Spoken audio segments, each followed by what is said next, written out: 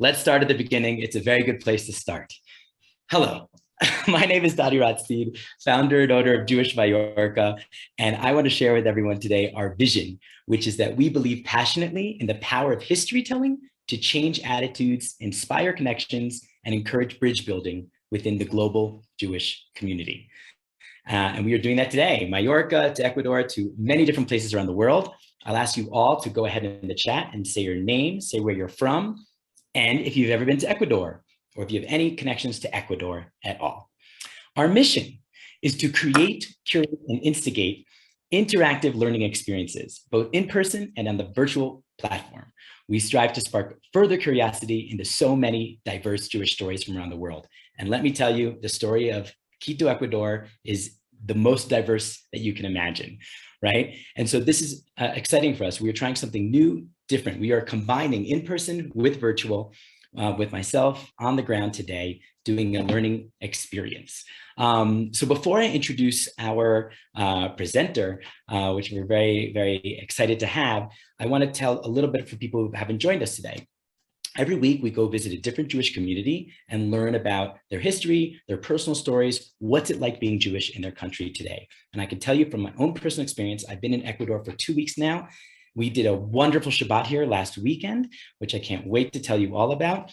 But we are going to hear from the rabbi of the community a little bit about this history and a little bit about his personal story. So we're going to have about 40 minutes or so of a walk and talk tour of this incredible Jewish center. I cannot wait to show you all that we are in right now. And if you have any questions, put them in the chat. Mariano is going to be keeping track. And at the end, we'll have time for Q&A and you will get to ask those direct questions to the rabbi. So without further ado, I want to introduce to you all Rabbi Nir Koren. Hello, hello. Hi, folks. How are you doing?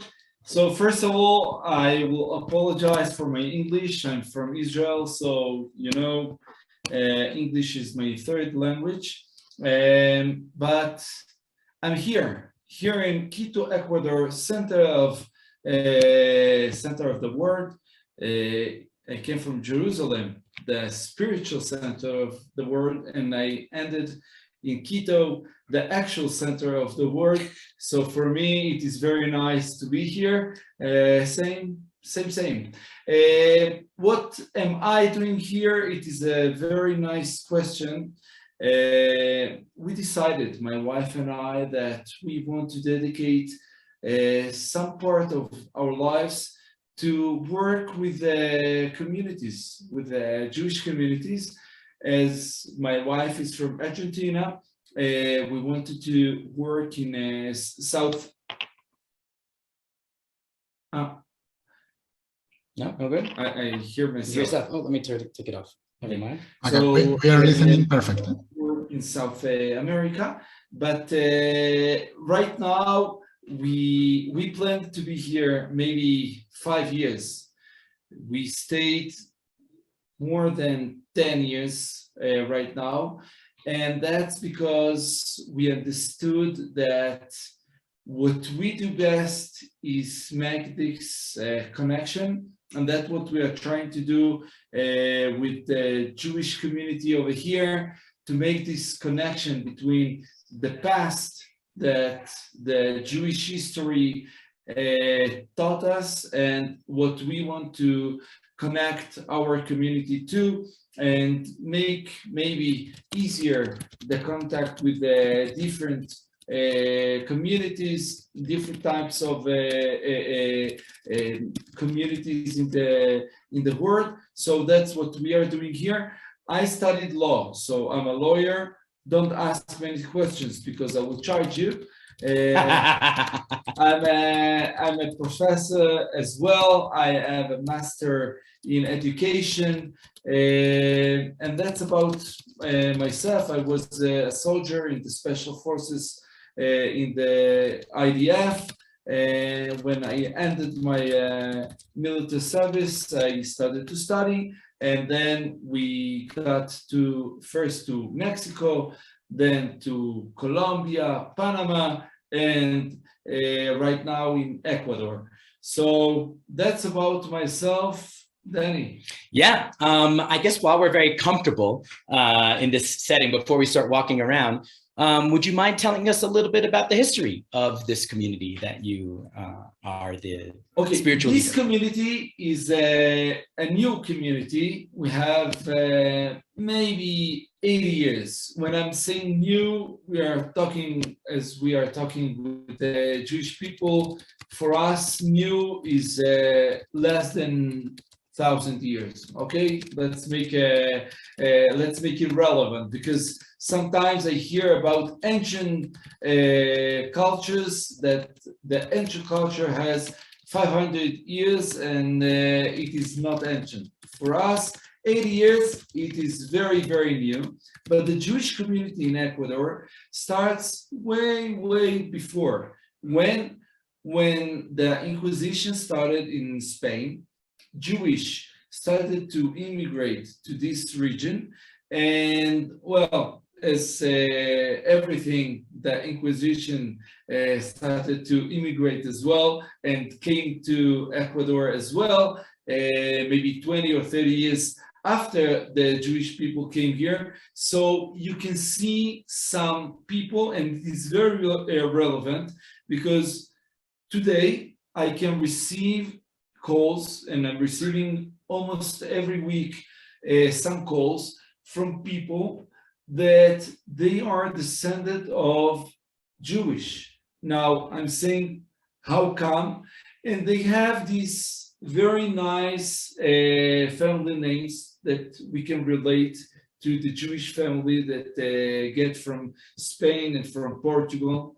Many people today, because of the passports, they are looking for a second passport. So they're coming and they are looking for their roots. And yes, there are many Jewish people that left behind because of the Inquisition, but their traditions are not extinct. See, if you will see some things as a poncho that looks exactly like a talis, or some behaviors that will be very odd for someone that, I mean, if you will come to Quito, you will see that it is very, very nice weather over here. Always between 18 and 25 degrees. So why someone will build in his house a room below the surface of the earth? There is no logic for that, but there is logic if you are a Sephardic Jew that has to make his matzahs, and you will work this out because you need to be below earth and to work without being seen.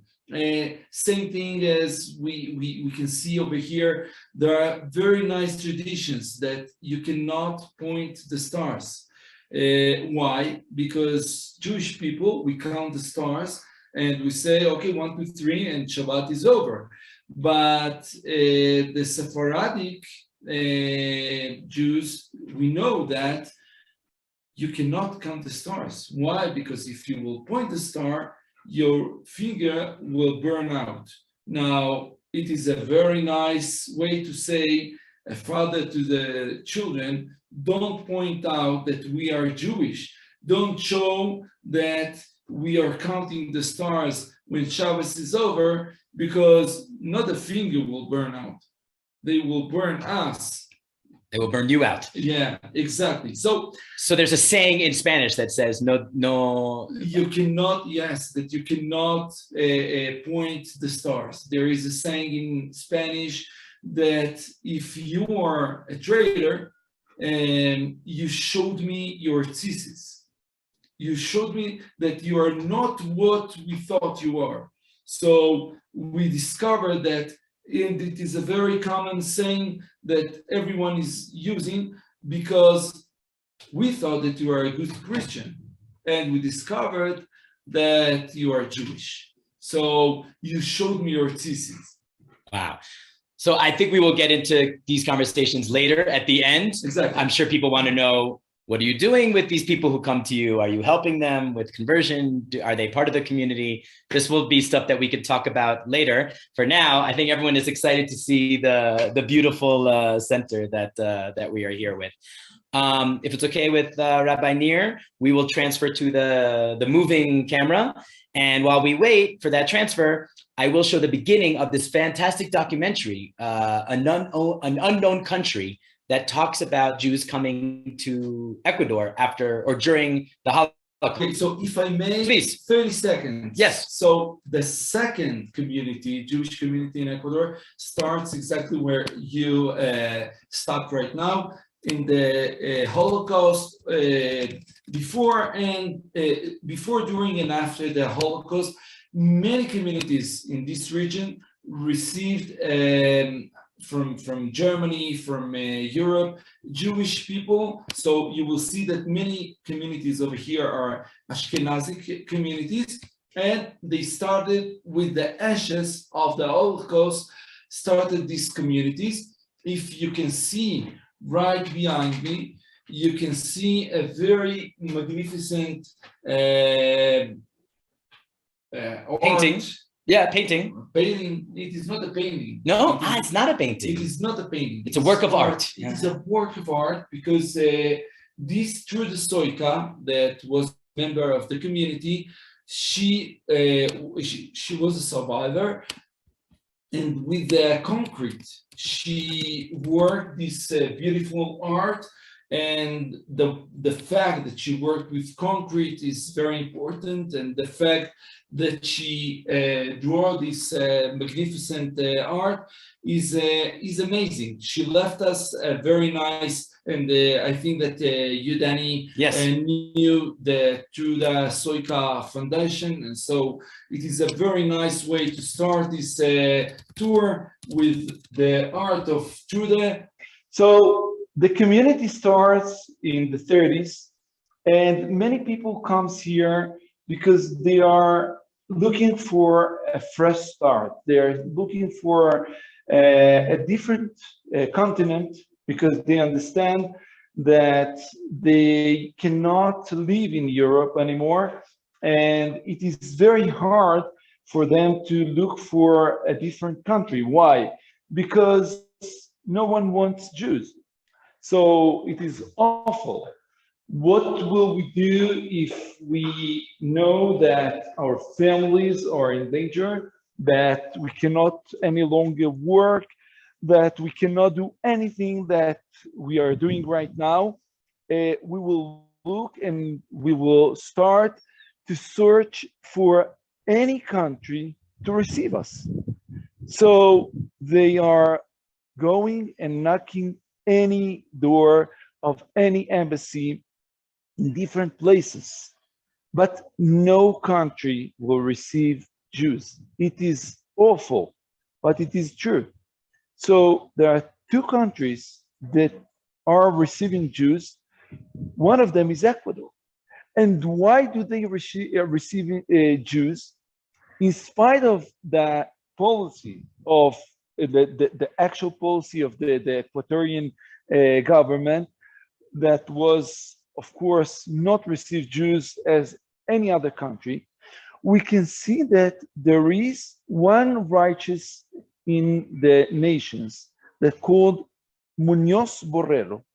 And this magnificent man that we discovered a few years ago because of one of our members, Alberto Dorsam, that introduced us to the story. They received their arable, their tree in the Yad Vashem, and it is an amazing story, because this consul, he's working and he's in Stockholm, in Europe, and he's starting to issue visas to Jewish people.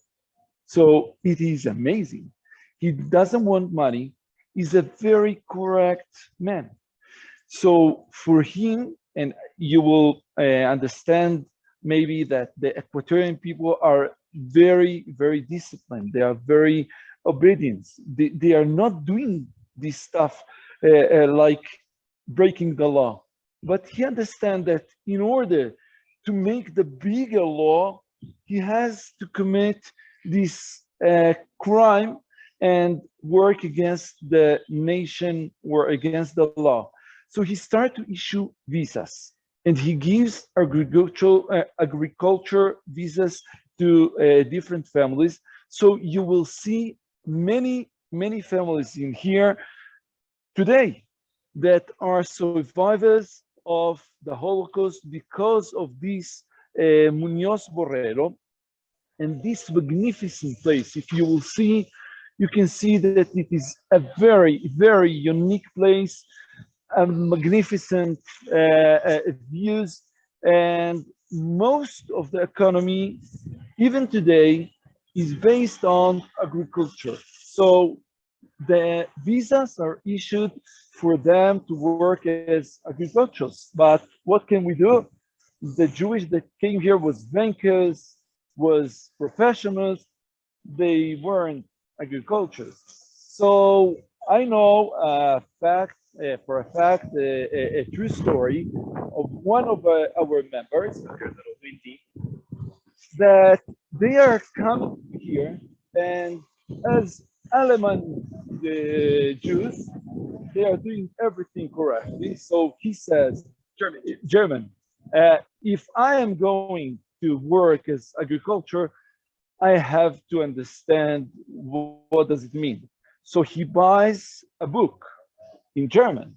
He reads this book in the ship, in the when they're crossing the ocean, and when he comes here, the fact is that he is the very big expert because of this little book that he read, and they start to work in everything. They start to work in agriculture, but after a few years, they started to work as bankers again, as commercials and professionals. Today, the Jewish community is a very small one. I mean, in some point, the Jewish community had more than 5,000 people. Right now, we are in between 500 and 1,000 members. We have 220 families, but if we're speaking about Jewish people, we're speaking about maximum 1,000 people. But if you will ask everyone over here how many Jews are in Ecuador, they will say something between 2 or 5 million Jewish. Why? Because of the difference that the Jewish community is doing here in Ecuador to this day. You can see the magnificent house that we have. The community is impressive. Now, the Jewish that you will see here, right now, they are working as owners of malls, banks, every important politics. You can see that the owner of the championship of football won a team that owned by a Jew. So it is very important here in the Equatorian culture, and there is no anti-Semitism.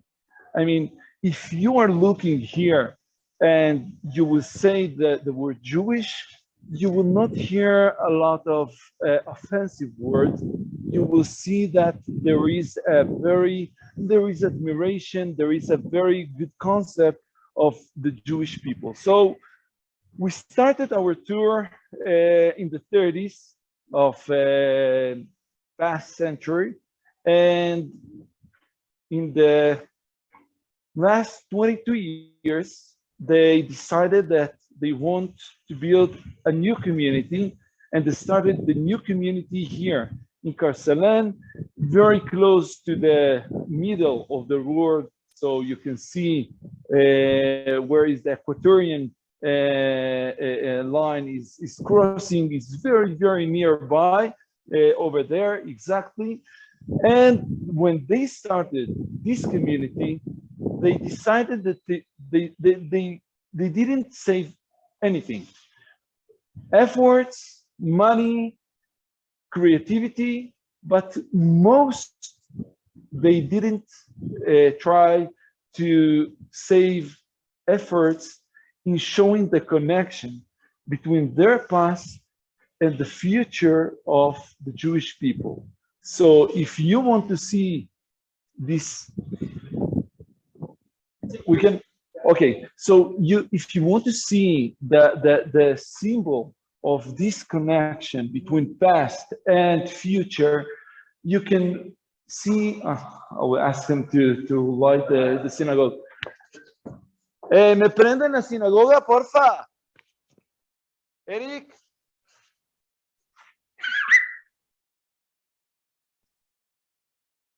And as the rabbi is going to turn on the lights of the synagogue, I always find it fascinating to read the names of the people who started this community. And as the rabbi was saying, you will notice many are Eastern European or German names, because that is really how this community got started.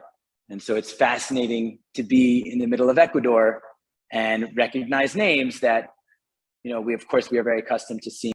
So before we are entering this magnificent synagogue, I want you to see this sign.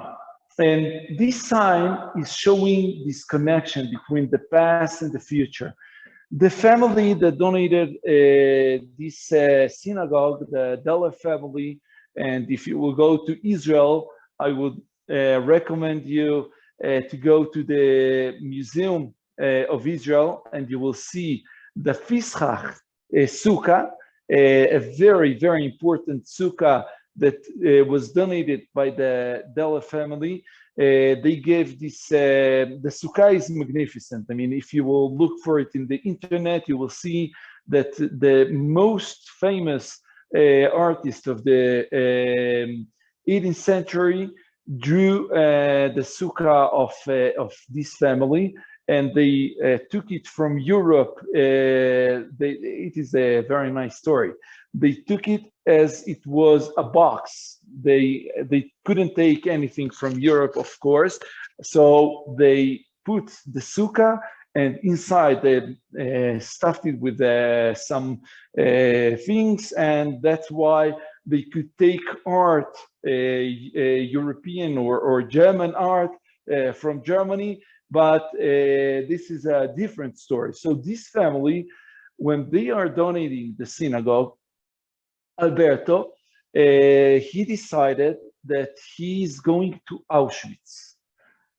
And as survivors, they are taking from Auschwitz this stone, and they are gluing this stone to this sign as saying, this is our past. We started from the ashes of Europe, from the ashes of the Shoah. But we are not done there. We start our journey, and if you are looking to the past, you can see the stone. But if you are looking to the future, if you're looking ahead, you can see this magnificent synagogue. You can see this magnificent Aron HaKodesh. 3 years ago, right before the pandemic started, we had this privilege of, maybe I will show you, of bringing 8 new Sefer Torah to our synagogue in a very emotional ceremony. So it is the Jewish history over here. We are here despite of everything. We are here because this Jewish community, even though that they have suffered horribles, they didn't look for any mercy. They didn't look for anyone to pity them. They start to work hard. And today you can see a different Ecuador, not only because of the Jewish people, but I think that very important progress that Ecuador did in the last 80 years, you can contribute to the Jewish community over here. So you can see this magnificent work, this ancient with the new, the community that progressed, started, and today is very nice. This very nice community is, it is not the biggest one, but it is most definitely one of the nicest one that I know. So hopefully, who knows, maybe you can visit us here. The community is Orthodox, but it is a modern Orthodox, as you can know from the States. So you can come here and feel very comfortable. Kosher food, best food. I'm not exaggerating, no, Danny? Yeah. It is a very good food and a very nice community. So let me just say, if you can hear me, that maybe I could turn it around so better you can see both of us. We were here, right, last Friday and Saturday. Rabbi Nir was from the Bima, and you had a younger boy here. Was it his bar mitzvah or? No. My son. Your son was here. My son was here, yeah. It was spring, yeah. He's 9 years old, and he's very emotional because he wants to make his bar mitzvah. So we started to work it out, and he's a chazan right now. And how many people do you normally have on a Friday night or a Saturday morning? The pandemic was very hard on us as well. It is not that easy. But before the pandemic, we had maybe 50 people Friday night and 30 people, 35 people Shabbos morning. Right now, it is harder. I mean, we still have 2 services, one before Shabbos in Zoom. So most of the Shabbat on Zoom. Okay. So, most of the community are participating on Zoom, and then after that, 7 o'clock, we start the actual ceremony, and we have minyan, but a very tight one. Right. So here in the Orthodox, only the men can count as a minyan, right? Yes. But Saturday, you also have set up here like a mechitza, right? Exactly. Like there's a divider right here. So women who wanted to could sit on the side and others could sit together. Let's continue looking at the other parts of the building. And I also want to ask Mariano if you have any questions that are coming in. Now is a great time while we move from one place to the other to get any questions. Not yet. The only request was made by... I would love, Rabbi, while we're waiting for you to tell us what is like a regular Shabbat here. Because I know you had the kids coming in for youth group. You did a little bit of shiur downstairs in the kosher cafeteria. That's it. I mean, we have a very nice meal after the service, and then a short shiur when we are studying. We're trying to make this spiritual connection, but with a different approach, where we are studying and making the old Torah a new Torah for us, something that we can connect to. And I think that if you will look right now at our community, what I will show you, it is exactly what the Jewish people did always. I mean, we have a difficulty, we have a problem, we have something that is not 100% what we knew before. And most of the world is looking up and saying, God, why do you do that? And the Jewish people saying, okay, God, what can we make out of this? So where everyone sees difficulty or obstacles, we see opportunities. So what was the opportunity of this pandemic? Many people didn't come here. Why? Who knows? Because they have their lives. They are very, very connected over here. As we said, there is no anti-Semitism. So they are very comfortable. They have their friends.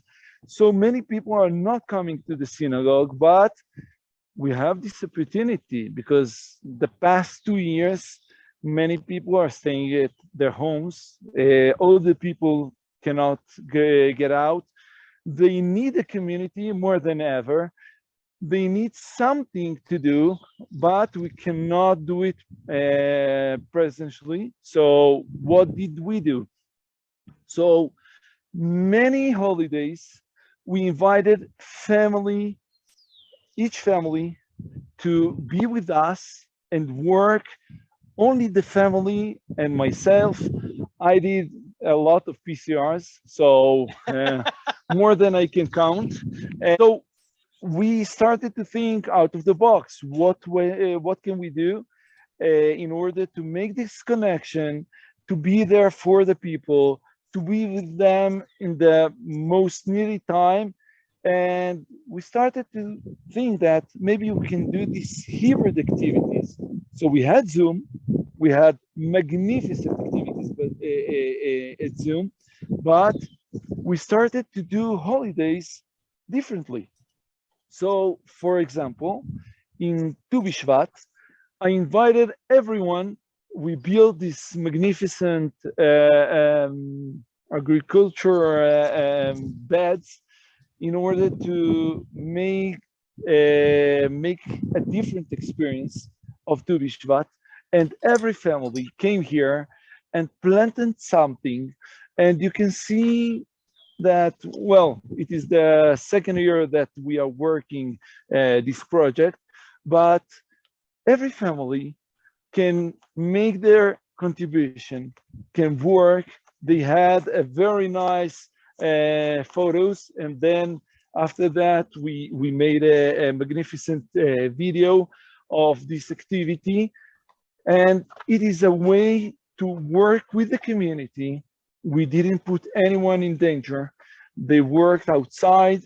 They was with us, of course, with the mask on, but always thinking, how can we do things in order to keep the flame, to be with the people, not saying, okay, what can I do? There is a pandemic. Maybe we have to stop. Maybe we will have to think about take a recess. There is no recess in education. So that is a very nice way to show how the Jewish people, how the Jewish nation is dealing with a crisis. We are not seeing crisis as a bad thing. We see it as a part of the life. It's a very nice opportunity to make some changes and do different things. I can show you after that when we will cross the. Over here, you have this very nice park. So some people were asking what kind of vegetables are in your garden. They want to know if that's broccoli. There is broccoli. There is Kale, right? kale. There is carrots, potatoes, chilies, tomatoes, everything, whatever you want. And we have flowers as well. So sure, a lot of people, I will ask a question before I answer the question. Who is supporting all of this?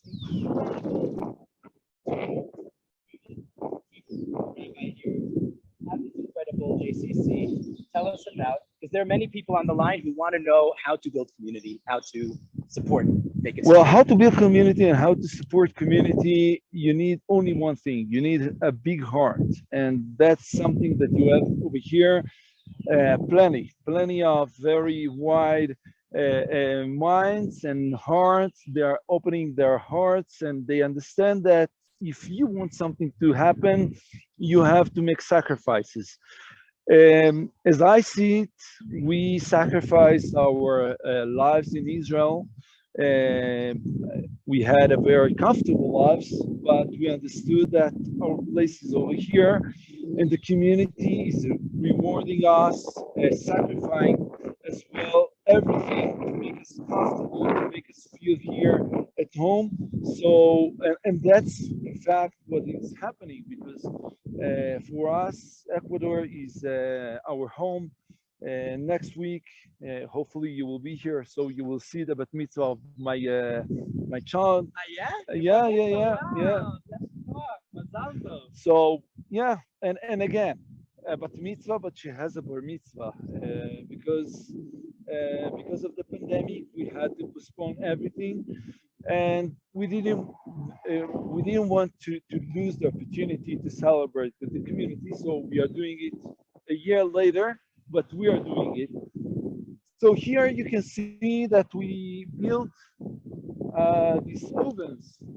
And why did we build these ovens? Because in Pesach, we didn't say you cannot do matzahs, or we cannot do anything because there is a pandemic and there is a quarantine. We built these ovens and people came here again, each family in their day, their turn. And we had a very nice and large Pesach that started 3 weeks before Pesach and ended after Pesach, where we showed the people how in the actual time they made matzahs. How do you do that? How you can work, how to do it fast.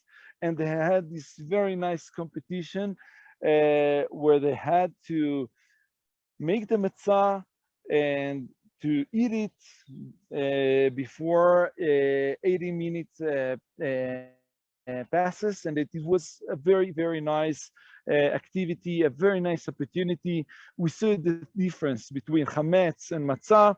And after that, they ate the matzah. They saw the difference, visual business difference between the matzah and pizza.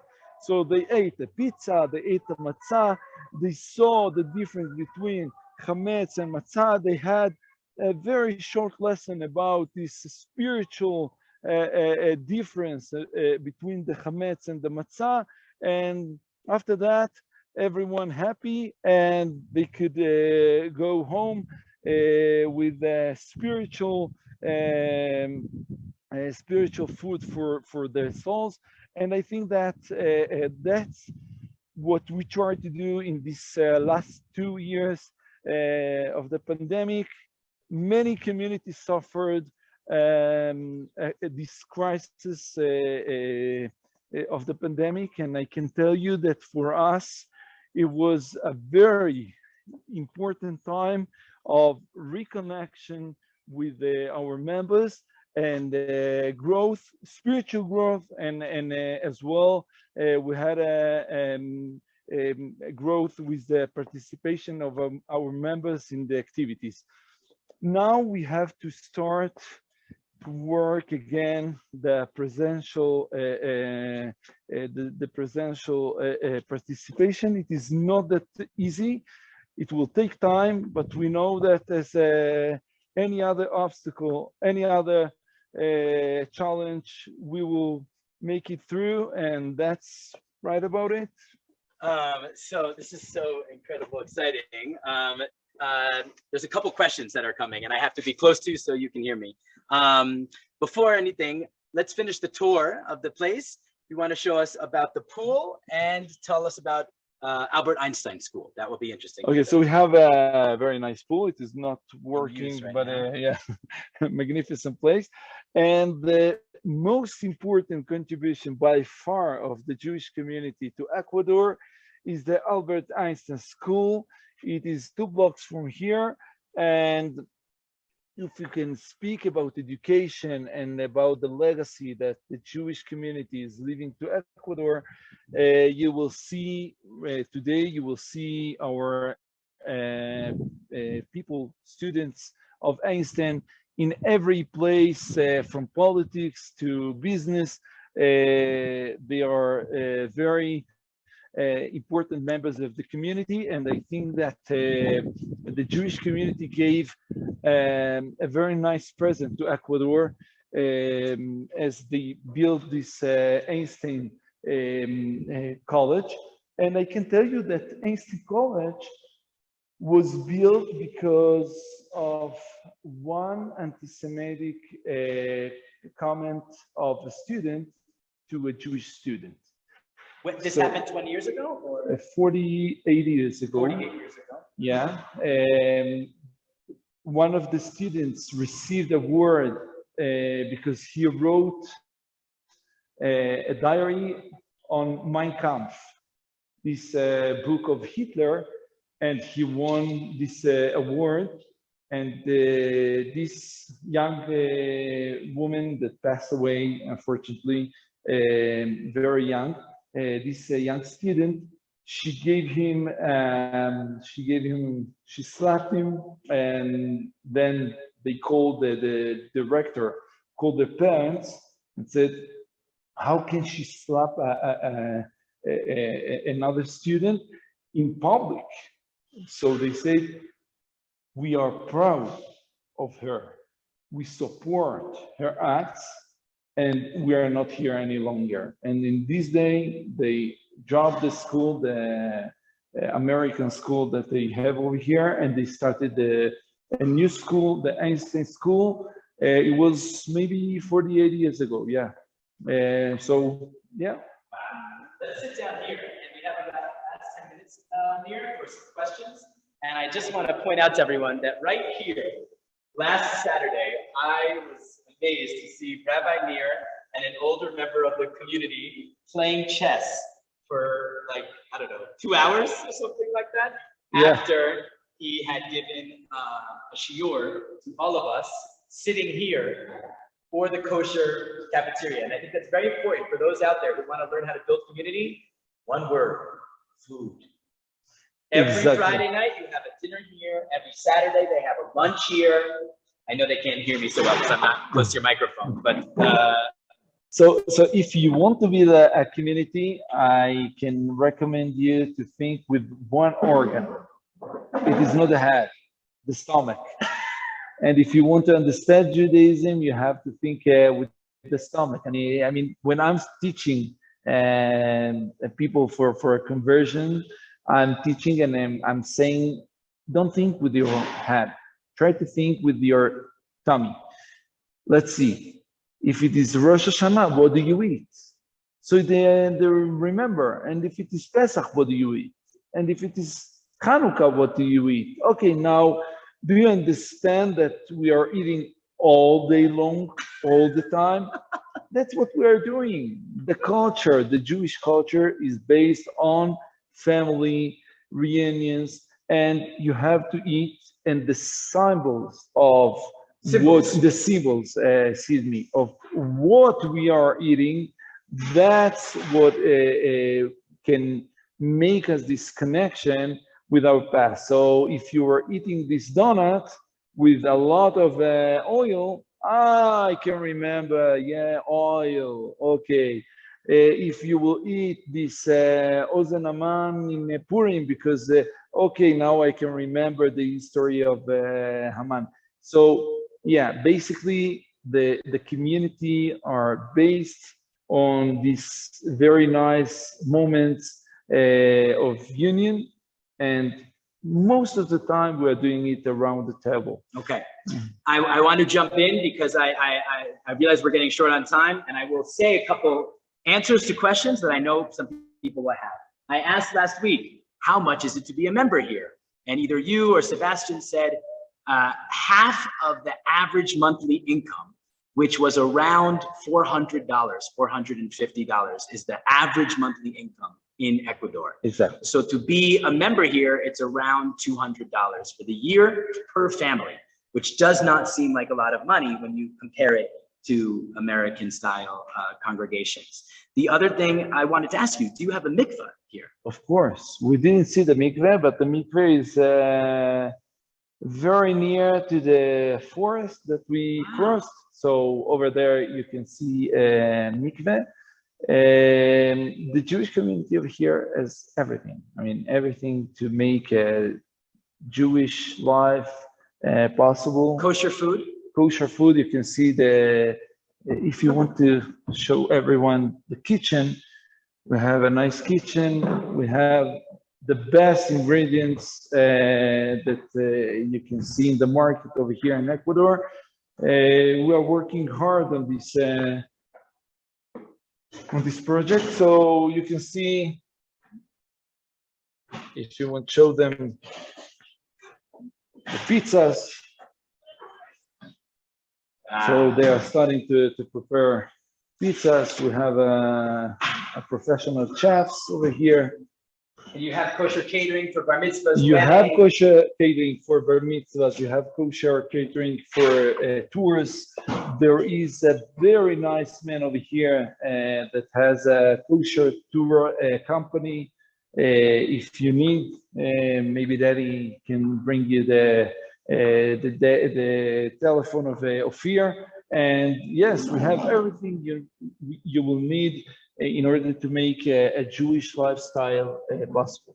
So I'm going to go to the questions, Nir, and a couple have come up. One of them was, why did they have to be underground to cook matzah? You mentioned this earlier. Yes, of course, because if someone knew that they are not Christians, they torch them. I mean, it was not a joke for anyone in this. I can tell you that they wanted, for example, to light candles in Hanukkah, but they couldn't light candles in Hanukkah. So if you will go to Colombia, you will see that there is a night of the candles. Ah, yeah, Noche de las Velitas. Exactly. So it is always in December, always in the days of Hanukkah, and they are lighting the Hanukkah without knowing that they are lighting the Hanukkah. They are lighting candles. And they have, it is specifically said that if you want it to be kosher, I mean, they are Christians, no? So if you want it to be kosher, you cannot light a candle at your home. Now you will ask them why. They do not know about the Jewish halacha that said that you will have to light it in the window in order to make the miracle public. No, they do not know that. But they have to light the candle outside. So I had a friend, he was a bishop, and he asked me, and he told me, you know that in my family, we have a very nice tradition. Maybe you can help me out. And I told him what? And he said, you know what, once in a month, we are going to the wood. Okay, great. And we are going to a river. Okay, and they were separating men from women, and the women are laying down without their clothes, and we didn't know why they do that. So I told him, because they're making the tefillah, because they are going to the mikveh. You are a descendant of Jewish people. So many people has traditions that they do not know why, but they are doing it. You can see over here the tradition of giving a kiss to the door.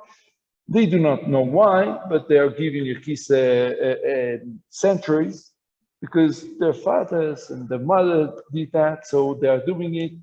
And many families that are lighting candles Friday night, they have this tradition.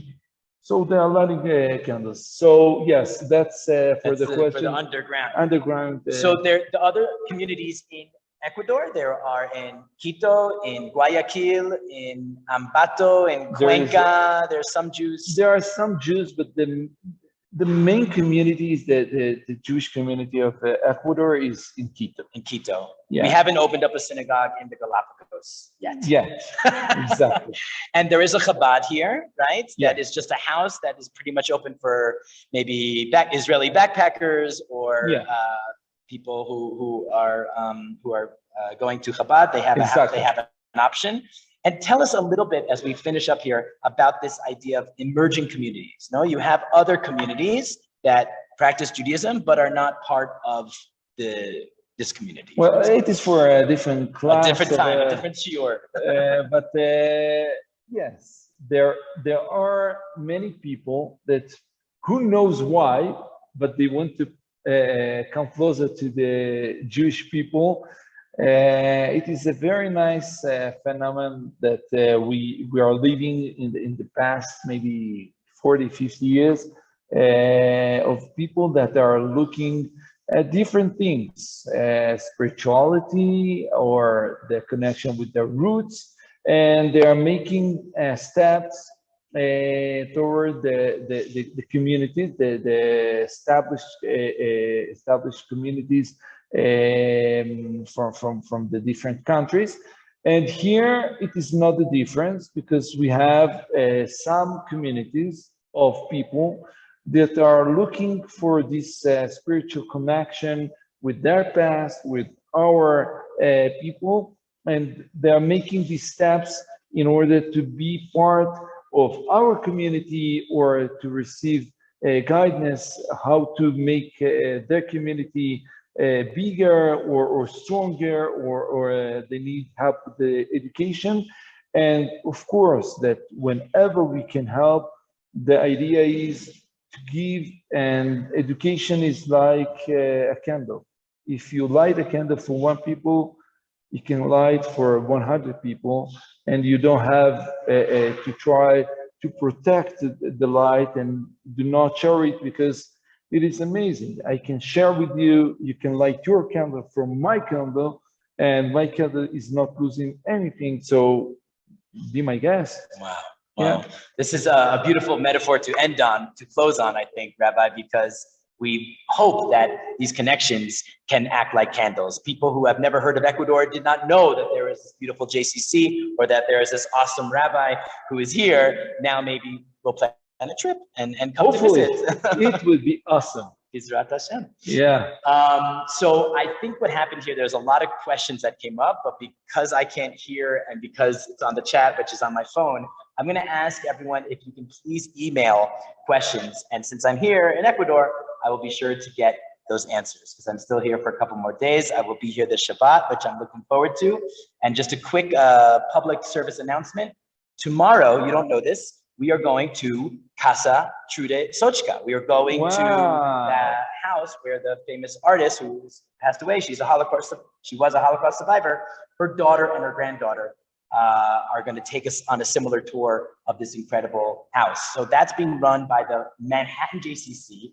I'll follow up with Mariano to send the link in the follow-up email for those who want it. So you can come on tomorrow morning at, I believe it's 11 a.m. Eastern Standard Time. And next week, we will be in Recife, Brazil. Wow. So we have a friend over there named Marcos. And as you can see on our web, we are going to be going from Quito to Brazil. And then the following week, we will be going to Colombia, to Bogota. So this month is in South America. For Rabbi Nir and for myself, we're so happy to have made this connection. And let's do a real quick hot air Zoom balloon salute like we always do. I'm going to show Rabbi Nir all of the little rectangles that we have here on our phone. Let's flip it over. And everyone, let's put our hands together and show the appreciation for Rabbi Nir. So as you can see, I'm scrolling, you can see everyone, showing their hands, waving their hands, and hopefully showing their gratitude.